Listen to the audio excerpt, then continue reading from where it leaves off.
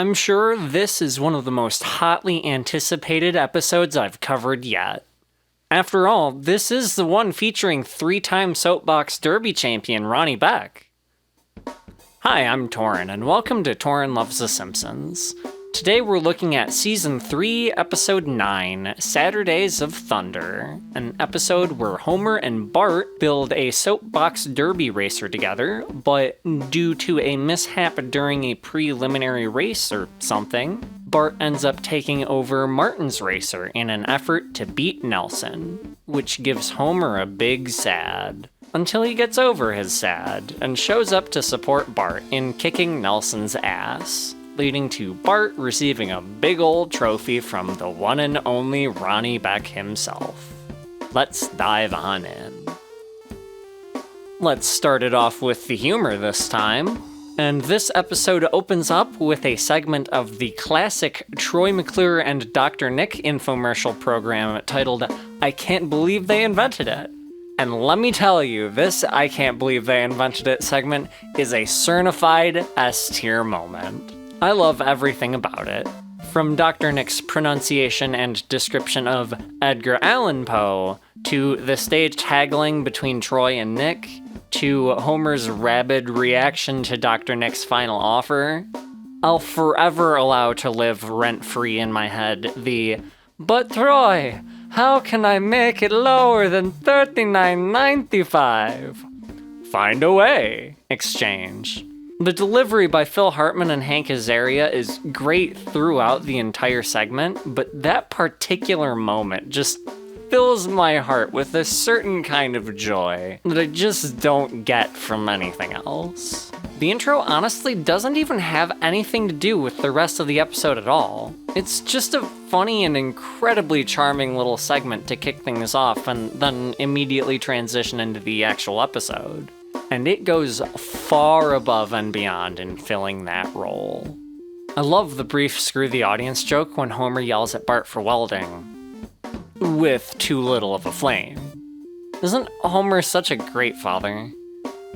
Then at the video store, we get to see an installment in the McBain saga, and it's an absurd parody of over-the-top action movies, and I love it. It's particularly hilarious how the waiter/murderer has a getaway bike literally inside the diner right behind the counter. And this face McBain makes as he shouts Mendoza's name is probably my favorite visual moment of the episode. We haven't met Rainier Wolfcastle himself by this point in the series, just the character McBain, but man is Wolfcastle a great actor. Or maybe a terrible actor, who's to say? But he sure is something, that's for sure. There are plenty of other great jokes and moments throughout the episode, none of them involving the legend himself, 3-time Soapbox Derby champ Ronnie Beck. And I particularly love the photo of Quimby hitting on a random woman as the final culminating photo of the post-race photo montage. But we're ending the episode on another punchline, and if you've seen my other Season 3 episode reviews so far, you know I haven't generally been the biggest fan of the episode punchlines this season. This cutaway to the National Fatherhood Institute is a totally different story. And honestly, you know what? I'm gonna go ahead and name it yet another certified S-tier moment, because I think it deserves it. It gets bonus points for the plot aspect of it calling back to a previous plot point, but it's just absolutely absurd from a humor standpoint alone. The entire National Fatherhood Institute thing is pretty funny as a satire of nonprofits, but the ending scene of the entire institute cheering as they watch Bart and Homer hug on a big monitor, and the father-son duo at the institute also hug as Wind Beneath My Wings plays, is just so good. That's the only way I can think of to describe it. It is just so good. Let's wrap up this humor by giving this episode a very well-deserved S. This is certainly one of the funniest episodes so far in the series. Big props to writers Ken Levine and David Isaacs. The writing duo previously put forth the episode Dance and Homer in Season 2, which I thought was a solid episode, this is the one that makes a name for them in my eyes. Okay, so how about the plot? Does it live up to the humor stylings? Well, first, here's a pretty cold take. That Bill Cosby reference didn't exactly age well. Especially, the line about intergenerational perversity. Anyways, moving on from that, Homer and Bart fighting over Bart switching to Martin's racer is genuinely heart-wrenching. It's really touching to see them reconcile at the end. Homer and Bart are such an interesting duo because we obviously see them conflict, you might say, all the time. But when they're really truly fighting, it can actually hit pretty deep. I think maybe it's because they're both often depicted as being somewhat emotionally shallow, which I think makes it easy to let your guard down and forget that they have so much depth, even when you've been watching the show for a really long time.